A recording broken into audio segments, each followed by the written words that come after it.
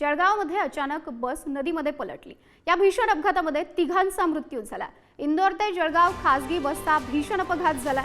जळगाव जिल्ह्यातून एक धक्कादायक अशी ही घटना समोर आली आहे। जळगावमध्ये भीषण अपघात झाला। इंदोर ते जळगाव या मार्गावरून येणाऱ्या खासगी बसचा आज पहाटे अपघात झालाय। आमोदा मूळ नदीच्या मुलावरून बॅरिकेड तोडून ही खासगी बस थेट नदीमध्ये कोसळली आहे।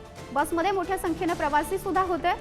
बस नदीत कोसळून या झालेल्या अपघातामध्ये अनेक प्रवासी जखमी झाल्याची माहिती समोर आली आहे। या अपघातामध्ये 3 जणांचा मृत्यू झाल्याचीही प्राथमिक माहिती मिळते आहे। फैजपूर ते भुसावळ दरम्यान आमोदा जवळ इंदोरवरून सकाळी जळगावकडे जात असताना ही खासगी ट्रॅव्हल आमोदा पुलावरून खाली कोसळली आहे। या नदीत सुदैवाने पाणी नव्हतं, त्यामुळे मोठी दुर्घटना टळली आहे।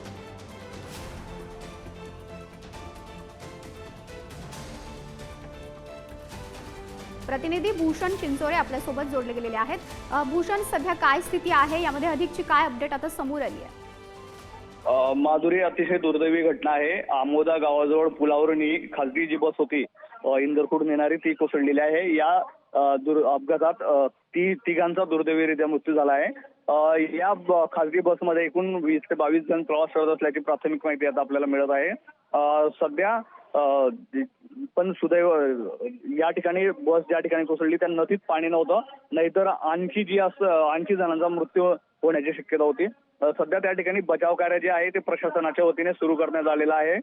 मात्र या घटनेत तिघांचा दुर्दैवी मृत्यू झाला आहे। माधुरी, धन्यवाद भूषण, आपण दिलेल्या या अपडेटसाठी।